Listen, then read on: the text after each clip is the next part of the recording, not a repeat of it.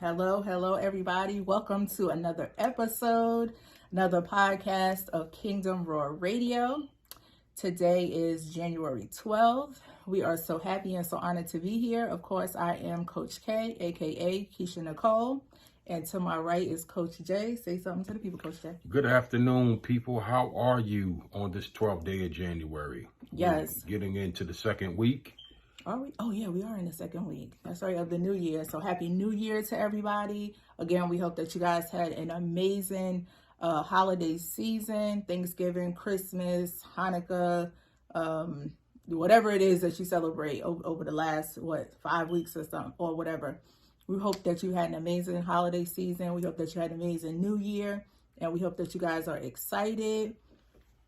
We want to thank you guys for all of the comments, all of the emails and encouragement that you send to us as well. We want to remind you to, email your comments and questions or any concerns to us at kingdomroarradio@gmail.com. You can also list them below the YouTube video if you have any comments or anything, and we will definitely respond. Sometimes I can't respond right away, but I will respond to you.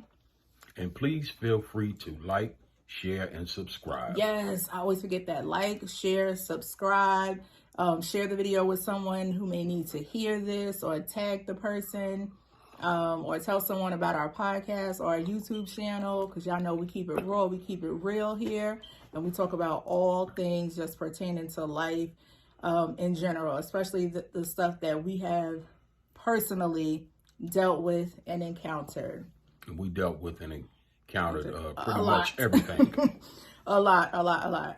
So again, we just want to share our testimony, share our story, and discuss things that's going to help you guys or help another person to get some freedom, some deliverance, to get yourself some healing so that you can move on to the next stage or the next season in your life. Okay. So today's podcast, today's video, the title is Family, Safe Haven, or Heartache. Is your family, or as I like to call my DNA group, because we're not family, are they your heartache, as they are for me? Mine definitely heartache for me. I don't feel safe with any of them. I don't trust any of them. Not a safe haven for me, period. And I don't want to necessarily say that my biological father's family is not a safe haven. I don't know them well enough to say if they are or if they aren't. I know some of my extended biological father's family better than the closer ones, as in regard to knowing like my aunt, my first cousins and stuff like that. I know some of the second cousins and third cousins better because we grew up together in Amityville, New York, and I went to church and school with them, so I know them a lot better. For me, they would not be a safe haven, okay? I don't trust any of them either. And they're not even true to themselves, most of them walking around, so I know they couldn't be true to me. I'm just saying, and that's on my biological father's side. Now, on my maternal side, absolutely. So much has been done to me personally. So much has been said about me that we could never, I don't think we'll ever be close again. You know, even though I know the closeness that we had or the bonds that we had wasn't really real, like looking back on it. But I don't think we could ever, be like that close family unit again, which doesn't mean that they're not forgiven for the things that they have done. They're absolutely forgiven. And I do want to see them all repent and, get right with the Lord, because I don't want to see them go to hell, because that's where they're headed if they don't. But I don't think we'll ever be, this tight-knit type of family or type of unit, that I see with other families. And believe me, I know no family is perfect. No family is perfect or any of that. Every family or every person has its downfalls or its pitfalls or it's flaws. You know, that just comes with being human. But I do recognize that some families have more of a bond. They have more, you know, of a close-knit connection. You know, they spend holidays and things together. But I don't think that'll ever be. And I love seeing that. There is, like, I don't have no hate in my blood towards that. Yeah, and there's nothing wrong with that. You know, like I want that. You know what I'm saying? That's why I'm building my own thing with my children and my grandchildren when they get here. Praise the Lord, we don't have any now. But when they come and this and the other, like we will be close. We will be, have tight bonds and be like tight knitted and spend holidays together and do all that kind of stuff. You know, I'm going to make sure that happens because that's what I want to see for my bloodline. That's what I want to see in my legacy. But some of those people that have those great relationships with their family, what's the word I'm looking for? Some of them are like, I don't want to say closed-minded, but they just couldn't imagine things when we express to them how things are in our family as far as holidays and being close-knit. It's almost like they'd be like, oh my gosh. I'll be like, no, it's okay. I understand that. It's like the way their family is, how it's all good. They couldn't imagine it being any other way. And I tell them, I'm glad that it's like that for you, but that's just not the reality in my wife and I family. Yeah. And it's okay. And I don't but think it takes healing. I don't think that it's really a situation of closed-mindedness. I think that so many people, there are lots of people that do have those good bonds, even though their family's not perfect and, you know, there's a little bickering or whatever. But I think so many people do have strong bonds and strong connections with their parents, their siblings, their aunties, their cousins, that it is hard to imagine because even like my relationship or non-existent relationship with my mother, I'm in it and it's hard for me to imagine it sometimes. But you know what though? So I get it. And then it's another level to it. You have those people who they may get into it with their relatives and family members, but when it's time to get together for the holidays, they get with them. See, that's not even an option for us. Well, 'cause I'm not about to sit around you and be fake. Right. And that's what a lot of them do. Yeah, I'm just not going to do that. Like, we're not going to have situations and issues and not discuss it and get through it, you know, and have a conversation about it. And then we're going to sit down at Thanksgiving. That's just, I'm not going to do it. It's just not going to happen on my end. That's what a lot of families do. But then you have a lot of people and their relatives do. But then you have quite a few people who have similar situations that we have. It's just not, they're not close with them at all. Yeah. And I think that is, I think it's kind of less people though. It is. That's what I'm coming across now when I interact and have conversations with people. But you're coming across what? That people like us. Oh, that don't have close connections. But there is more people that have close connections though. And then you have that group that isn't bold enough to say something in their family. Right. And they continue to, you know, be connected with the family and do the holidays and all that stuff. I'm not about to do that. Like, I can't sit at a table with you and break bread with you knowing that you tried to break me. You know what I'm saying? Like, that's just, and we're not going to talk about this. We're just going to keep, absolutely not. That, you know, it just could never be. Because a lot of people they don't have the heart to have the conversation. There's people out there that won't dare question being wronged by their mother or father. We will.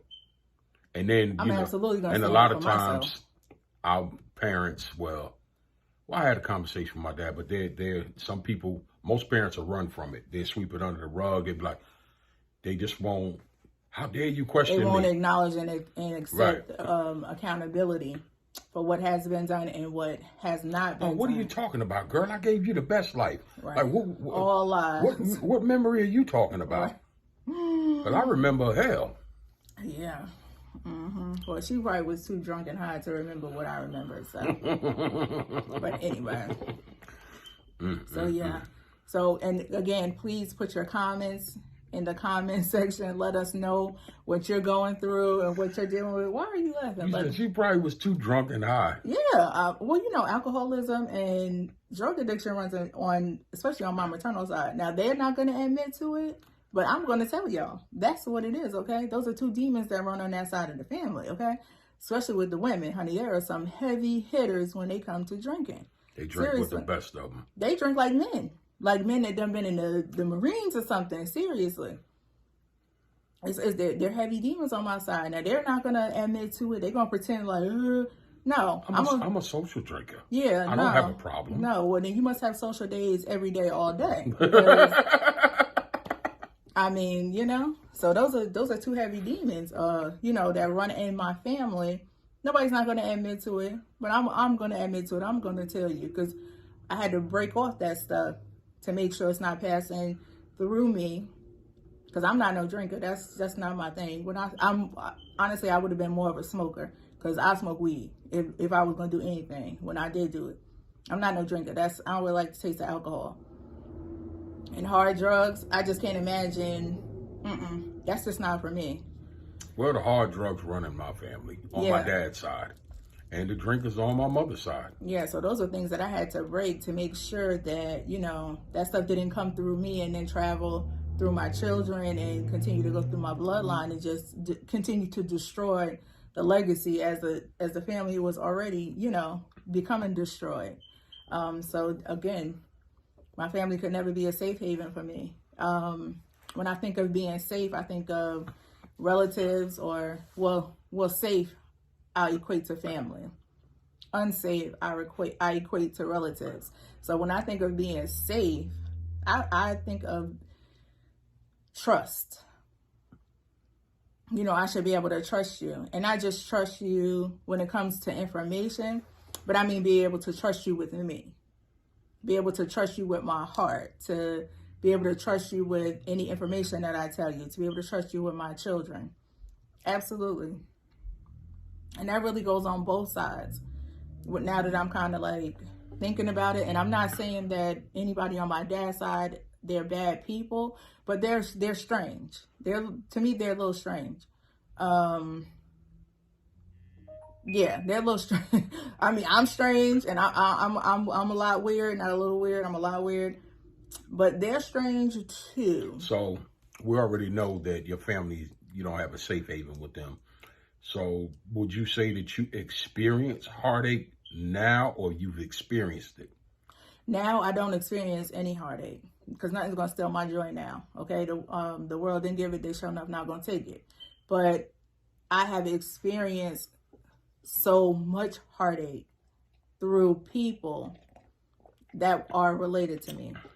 Like most of my pain in life, maybe even damn near all my pain in life, all my pain, trauma, angst, any of that came from people with my DNA. Starting with my mother. So they are the first ones to introduce me to pain, hurt, heartache, trauma. All this is from people that tell me with their mouth, I love you, but then your actions don't reflect what you're saying to me, like period, point blank. So all of my heartache has come from those that, It's always the people that tell you they love you, especially behind alcohol. Well, no, I'm not even. These folks were sober when they said this. So this ain't had even nothing to do with no alcohol. That's bad. Yeah. Oh, I'm just saying what I've experienced since I've been around in 24 years. Yeah. Or either like the fake encouragement, like, oh, I see you doing big things, or I know you're gonna make it, or whatever make it is. And then the same people that say that God has already revealed to us how they really feel about us. Yeah, or you're saying that to me, but then you're going and breaking bread with an enemy of mine. Not that I'm a person, not that that person is an enemy to me, is my enemy, excuse me, but they have to be an enemy to me. Because if you try to take me down and break me and just like try to destroy me, destroy my life and everything surrounding me and connected to me, you're an enemy of mine. That's crazy because I know exactly every situation. That Yeah, you're like talking you're about. an enemy of mine. And so how can I ever feel safe with you? I can forgive you, but forgiving someone does not mean a reconnection. You know what I'm saying? It doesn't mean I have to trust you again. It doesn't mean that I need to confide in you. It doesn't mean that we're going to walk, with arms locked. That's not what that means. It means I'm freeing myself of what you've done to me. Facts. I'm releasing myself of the hurt, the pain, the anger, the mental and emotional disruptions that you have given and placed upon me. I'm freeing and releasing myself of that by forgiving you. That's what that means. But it doesn't mean that we're going to be holly jolly friends again. And you know the messed up thing about this, people, not only have we both felt heartache from our family members, but she has experienced heartache from my side of the family, well, the relatives, and I definitely felt it from her relatives, because I was actually closer with her relatives than my own. And we both been betrayed or been made to feel unsafe in certain circumstances. Yeah, betrayed, lied on, deceived, manipulated, any of that kind of stuff, any of those adjectives or synonyms, that goes along with those words, has been done to us. And I'm not trying to paint a picture of trying to say that we were perfect or anything, because I'm a person that believes that you play a part in your own hurt sometimes. A lot of times, truthfully, we just being real about it. Absolutely. We play a part in it because we allow it to continue to go on. Those signs have already been on the wall, but because it's my mom or it's my dad or it's my cousin or it's my sister, you act like that writing on the wall is not red. And it is. It's candy apple red, but you acting like you don't even see it. Yeah. And you allow situations to continue to go on and manifest, and you say nothing, or, yep. Because it's like, it's that person. I don't want to hurt their feelings. I don't know how to approach them, that type of thing. So I'm a firm believer that we play a part a lot of times, most times, in our own hurt and pain. And that's another part of the forgiveness too, is I'm forgiving myself for being a damn fool. Yeah, because there's times where I knew I was getting played like a freaking piano. Yeah. Because you see, like she said, all the signs are there. Mm-hmm. And there's times where she has warned me, because I'm thinking that I'm going to be cool with her relatives, and she's not really that cool. And she used to say, like, kind of playing around in a joking but serious way, like, how the hell they going to like you when they don't like me? And that's a whole fact. But here I go looking and seeking for, love and, acceptance in places that I had no business, instead of seeking it from God. Because I couldn't get it from mine, because I had already been betrayed. And then it makes you think back to, like, how did I even try to seek love and acceptance from people that don't even love and accept themselves? So that's even more foolish on your part or my part or whatever, It's like, you don't even love yourself. You can't even admit you're an alcoholic. You can't admit that you have a cocaine problem. Like, you can't admit that you were a bad parent. You can't admit that you didn't do what you needed to do as a mom or a dad. Oh, my goodness. So how can I even be trying to look for something from you that you don't even have for yourself? You know what I'm saying? So, what? I don't know why this man over here laughing. Oh, no. It's serious business over here. 24 years of this. I'm just keeping it real and I with know. y'all. I'm just keeping it real with y'all. So they could never be... But it's sad, though. Yeah, they could never be a safe haven for me. They have been nothing but heartache. They have. In the past. But it ain't going to be no more. It's no more heartache no more. Right. Because the heartache for me stopped... I was about to say last year, but I'm sorry. This is 2022 now. So 2020. Definitely July. When the Lord told me to disconnect. I was about to ask you, how did you get over the heartache? The Lord told me to disconnect. He was just like, he told me, Like, their hearts hadn't changed.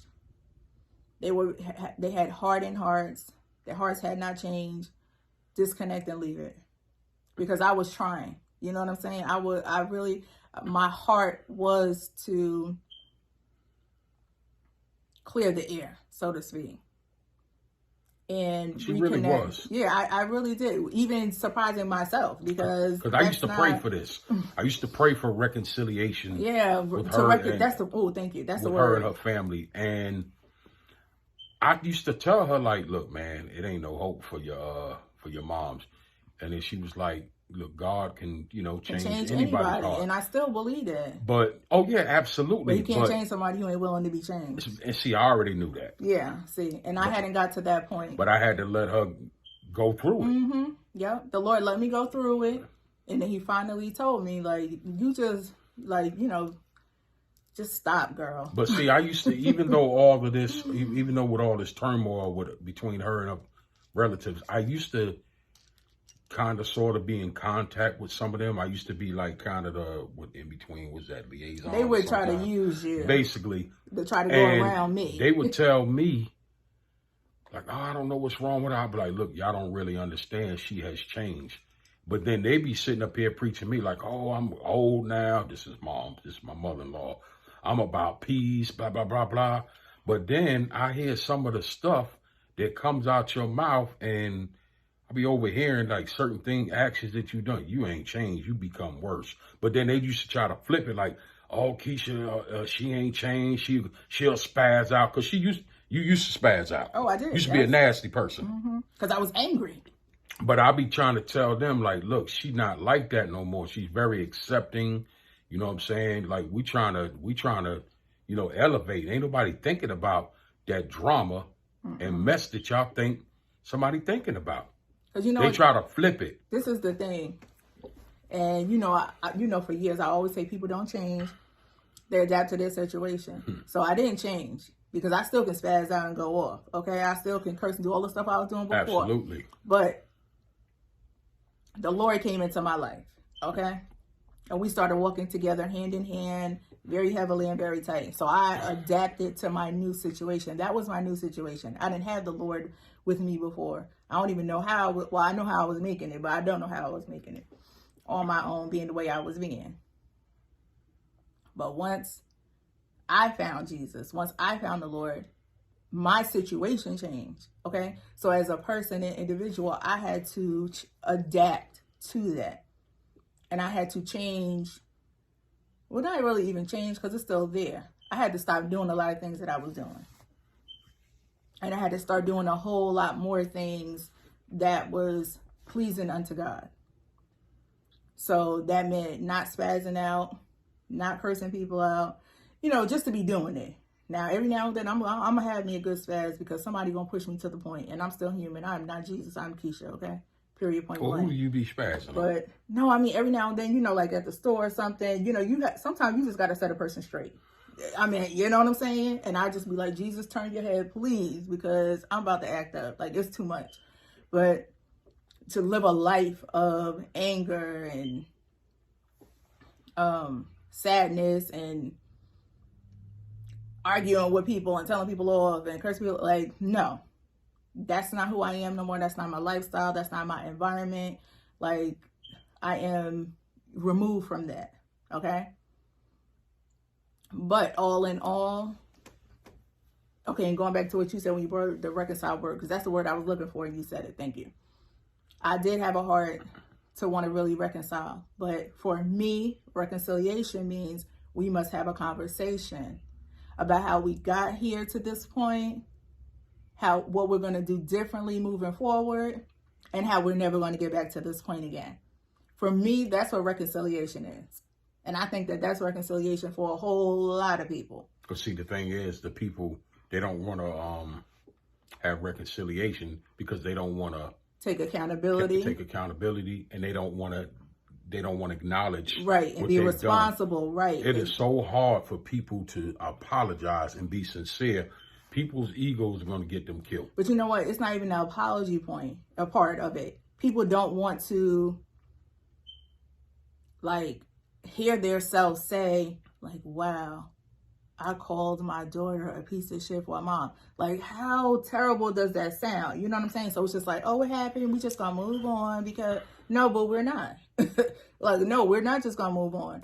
I need to know why. You're a piece of shit for a mother. Hey, you want to go on a family vacation next year? Right. Like, you need to know. You need to understand why you said that. How you not never gonna say it again, and if you do, what's going, like, you know what I'm saying? Like, I have to have those kind of conversations. I can't just jump back into something where you've been rude, where you've been very disrespectful. Matter of fact, I saw a little meme the other day on Facebook where I think I showed it to you, where it said, I missed the bond, but then I think about the disrespect. You know, and I know that there wasn't no real bond there, but it's like, every now and then I do. I'll be thinking about how we used to have a little barbecues and stuff, you know, at whoever house and joke this, that, and the other.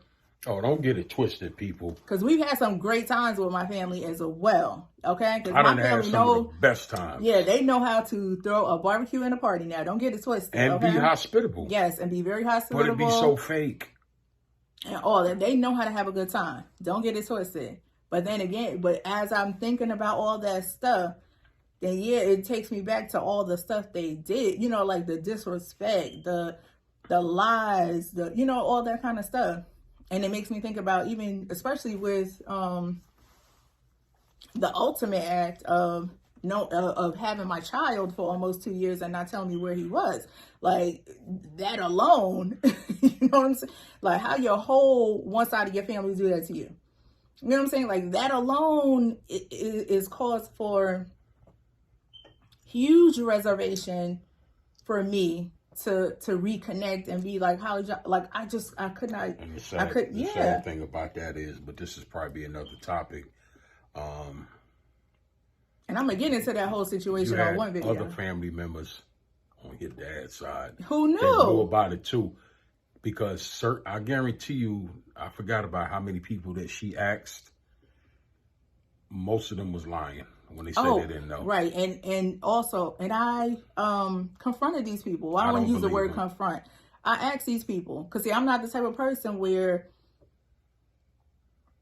if I have an issue with you or a problem or something like that, I'm not gonna just beat around the bush with it. Nah, I'm gonna hit your phone.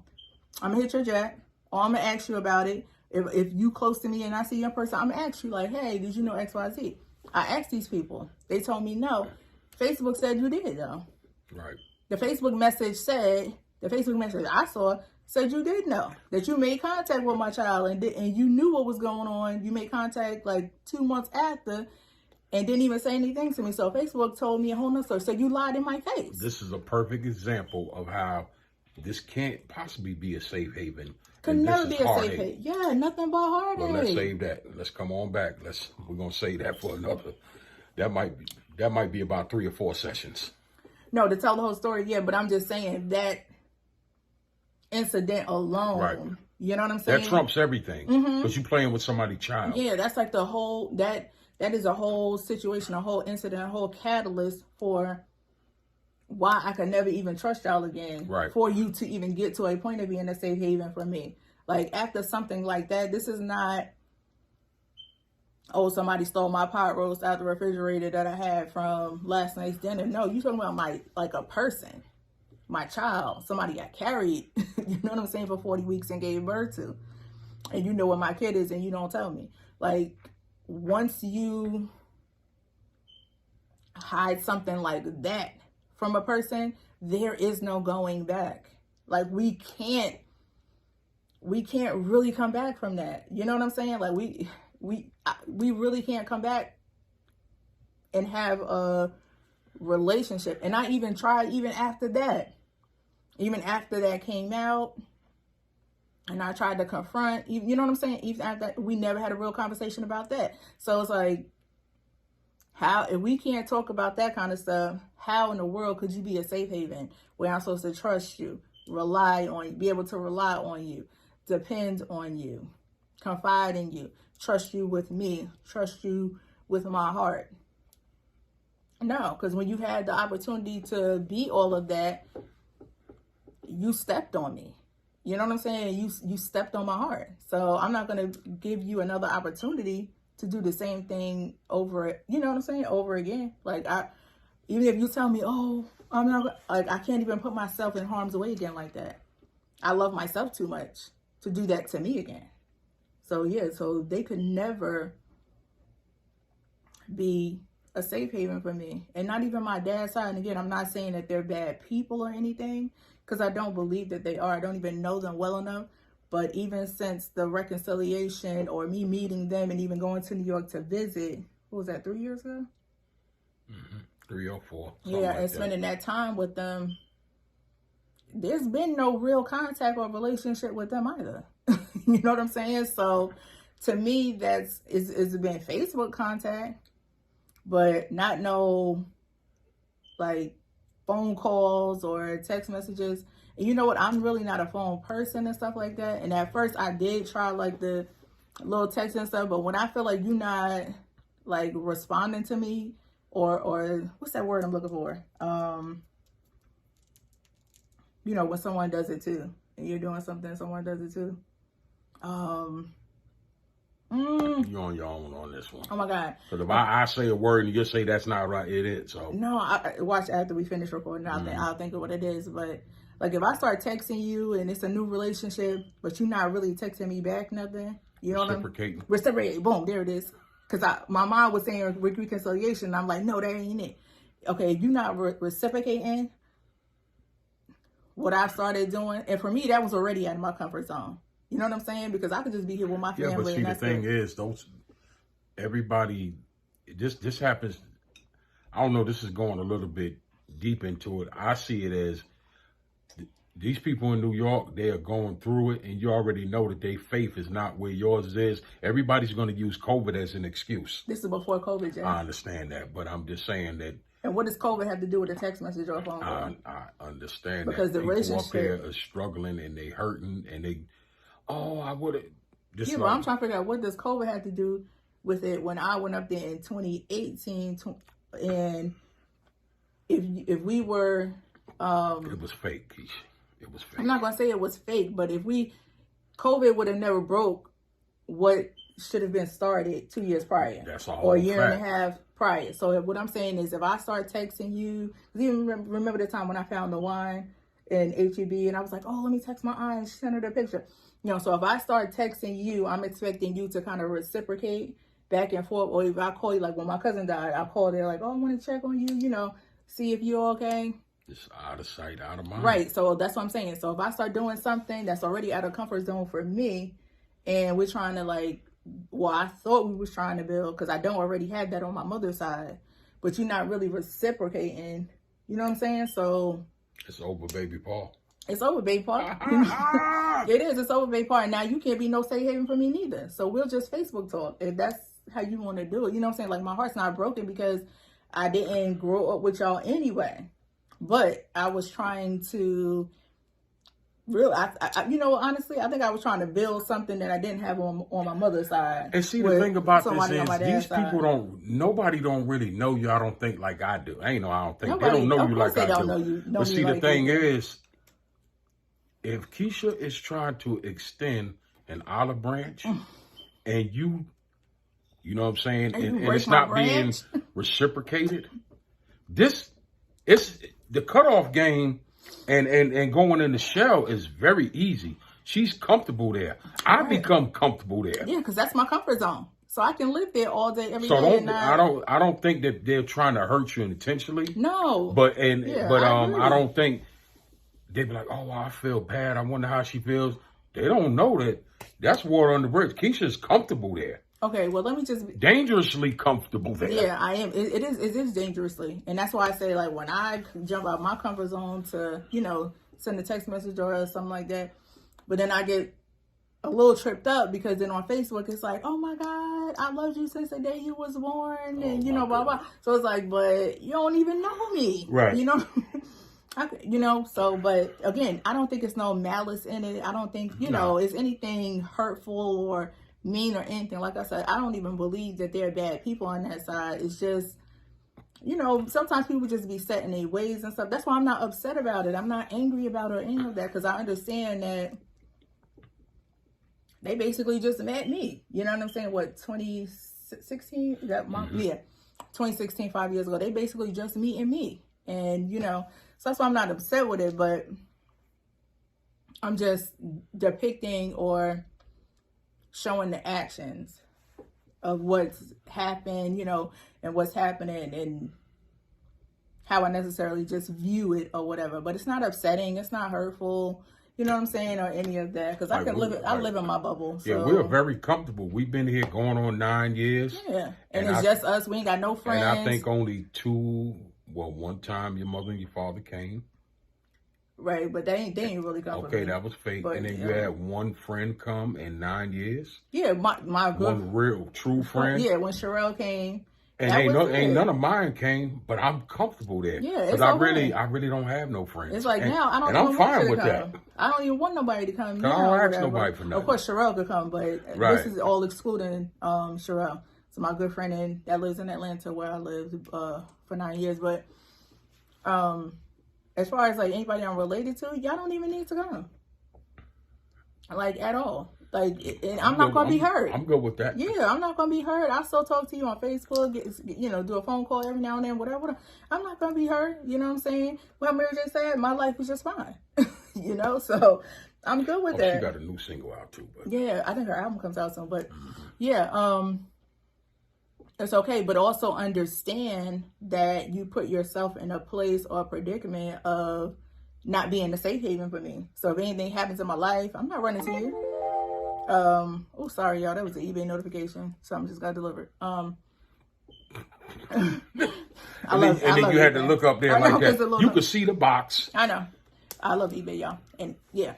But anyway, you understand, they have to understand that they've put themselves in a predicament or in a place to where, okay, boom.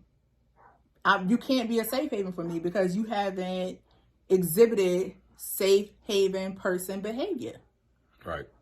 I just make that up. You know what I'm saying? A person needs to exhibit safe haven person behavior in order to consider themselves a safe haven for another person. And I may not be a safe haven for them. That's okay. You know what I'm saying? I'm cool with that too. So, but again, guys, we want to know what y'all are going through, how y'all feel about it. Give us your comments. Let us know what's happening in your life with your family or your DNA group. Is your family a safe haven? Or is your DNA group your heartache? For me, heartache, all heartache here. Y'all have to pardon me, but I'm just trying to wonder why her dog is buzzing in the background. I don't know if y'all heard. Oh, somebody came to the door. So somebody rang the doorbell. Might have been UPS. I got a package coming. But and also I'm sharing this, guys, again, because I'm hoping that if this resonates with you and your story, that you'll, something will, like... Maybe we can get a spark. Yeah, spark in your mind and your brain and be like, dang, maybe I need to rethink how I'm moving with my DNA group. You know what I'm saying? And this is really for people where your relatives / DNA group has been your heartache. Because if your family is your safe haven for you, that's the way it's supposed to be. That's the way God intended it. You know what I'm saying? He intended it for us to love each other, care for each other, be there for one another, support one another, be that safe place, that safe haven for each other, especially when we're family. I mean, he wants it between all his children, but especially the family unit. So this message really ain't for y'all because y'all straight. And I know your family's not perfect, you're not perfect, but I mean overall, big picture, y'all straight. This message is more for those where the relatives and the DNA group is your heartache or was your heartache. Well, no, is, because maybe you still there. I'm not there no more. They were my heartache. This message is more for you. And hopefully something I've said or something Coach Jay has said got you thinking a little bit differently. You know what I'm saying? Got you thinking more of yourself and better of yourself and got you on a mind thought of, or mind train of, you know what I'm saying? Like, I'm worth more than that. I don't have to accept this. I don't have to take it. And that's always my running theme, especially when it comes to families, these shitty moms, and these shitty relatives. Okay? God did not put you here on this earth for nobody to treat you like crap and abuse you. And you do not have to take that. Now, if you do, that's of your own volition, your own free will. Okay? More power to you. But for those that are in pain and trauma and hurt, you don't have to be there. You don't have to stay there, rather. Don't build a house and live there. You know what I'm saying? It's not necessary. You can disconnect. And if you have a relationship with the Lord, pray and ask him, what should you do about this? Now, I found that disconnection was the remedy for all of mine. Absolutely. Okay, the real peace and lightness or lightweightness came into my life when I just totally disconnected. And when I say totally, I mean like from everybody. Like I was just done. Now I'm completely done. Because I had one person, that stayed around. The Lord let them stay around for a while, but a couple months ago, he was like, you got to let that person go too. That person didn't do nothing to me, or nothing to hurt me or anything. They have no ill will toward me, no harm intended toward me or anything. It's just that my season was up with that person because they don't want to change their life. They don't want to, live a better way. And our lives, was not intersecting and coming together, but they were going separately. I'm trying to live one life and be on one path. They're trying to live something else. So that's not going to work. So God was like, you got to let that person go. Okay, boom. That kind of hurt because I love that person. He was my last family member. And I still consider him to be a family member. Even though, you know what I'm saying, we're not close right now, I still consider him to be a family member, period. But for those other people, y'all, that's your DNA group, your relatives, you don't have to take that. If you're in a position where your DNA group has been nothing but heartache for you, like myself, like nothing but heartache. Let them go. Cut them off.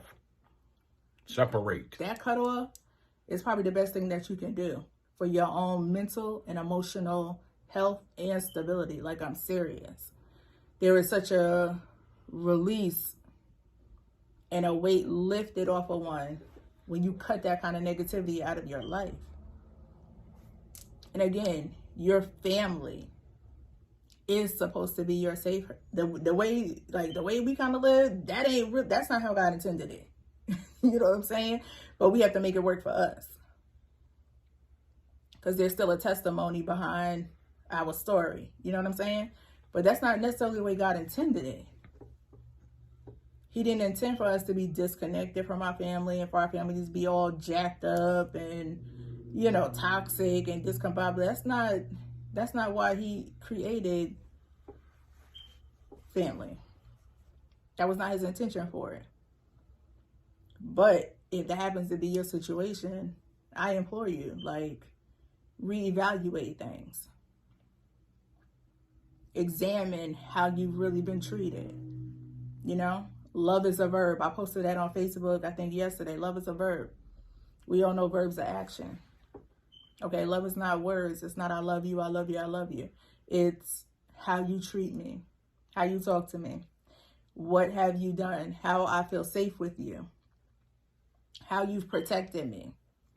How you've looked out for me. Again, these are all actions. All verbs, all action. So I implore you to examine those things. And again, that's not the life that God designed for you when he created you. I know for me, he even said to me, how dare you allow someone else to treat you in a manner in which I don't? That was an eye-opener for me. It really was. It was an eye-opener. It was a game changer because I had to start thinking. I was like, dang, yeah, I am kind of, allowing certain things to happen and allowing certain things to go on. I'm like, the Lord don't even talk to me like that. But I would sit here and let my mother talk to me like, nah, this is ass backwards. And it was, and it still is for anybody that's going through it. No, that's not what God has for you. You are precious to him. He loves you. You are the apple of his eye. He told all of us, he knows the plans that he has for our life. And his plan was not for us to be used, abused, stepped on, destroyed, and destructed by anyone, especially by someone who claims that they love you. So that's my spiel. Again, we want to hear what you guys are going on. We want to hear your thoughts, your comments, anything that you want us to know.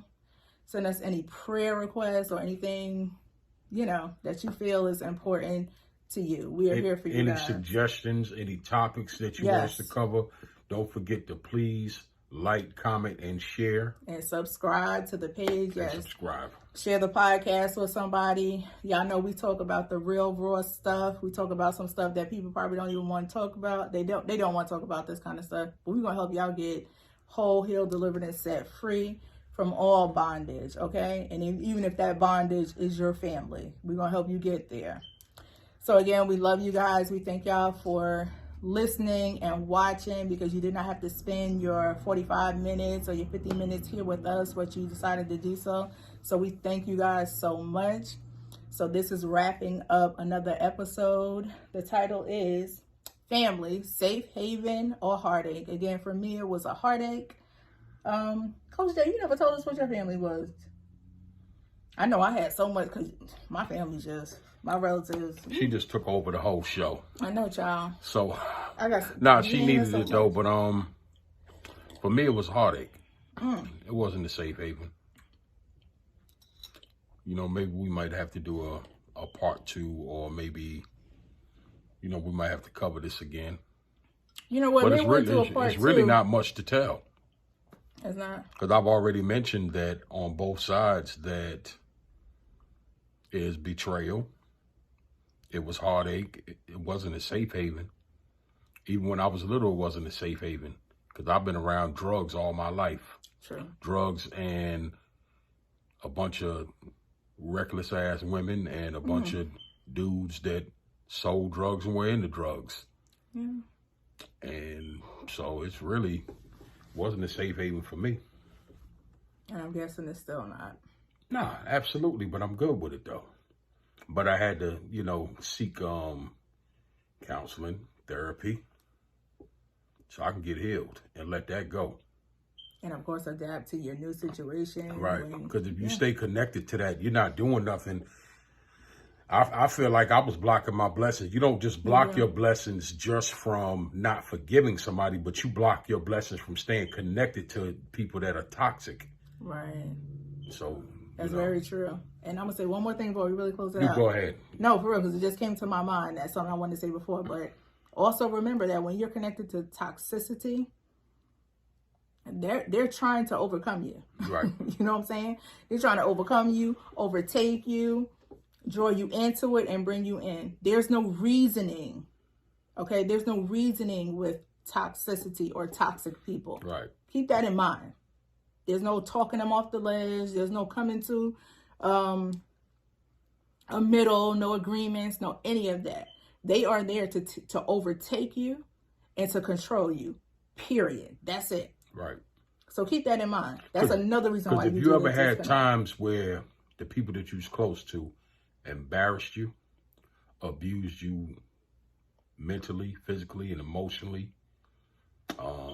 made you go without, put other people before you, put themselves before you, because the parents shouldn't put themselves before the child. Right. All of that right there, you wasn't in a safe haven. That's heartache and turmoil. So don't y'all get it twisted. There's some of y'all people, y'all still have these relationships with your mother and father, and it's cool to forgive them, but y'all don't gotta sing kumbaya, because I don't go by that. Oh, you only get one mother.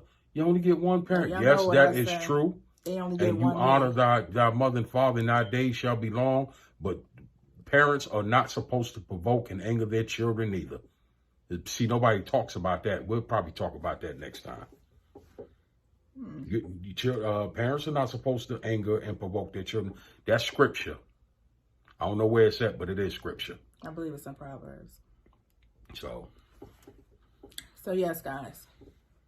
And I didn't even talk about all that other stuff from the childhood. I was just talking about the stuff from my adulthood. But no, when you just said that, it made me think about that. Yeah. All the stuff from your childhood and whatnot. Y'all think about this stuff, man. For real. I could go analyze it. Yeah. I was really talking about stuff that happened even, within the last 10 years or so. Last 8 years. I didn't even go all the way back there. So y'all know there couldn't be no safe haven for me. I ain't even hit them. I ain't even hit the mountains and the molehills in the back. Okay. But anyway, you guys. So we love you guys. Of course, we're going to be praying for y'all. As always, as we always do our family prayer night on Sundays, we just pray for everybody. We cover everybody with the blood of Jesus. We thank you guys again for being here. Like, share, comment, and subscribe. And we hope that that the rest of your week is just wonderful. And of course, I pray, and I'm pretty sure he does too. So we pray that God answers a prayer for you this week. Peace. Peace.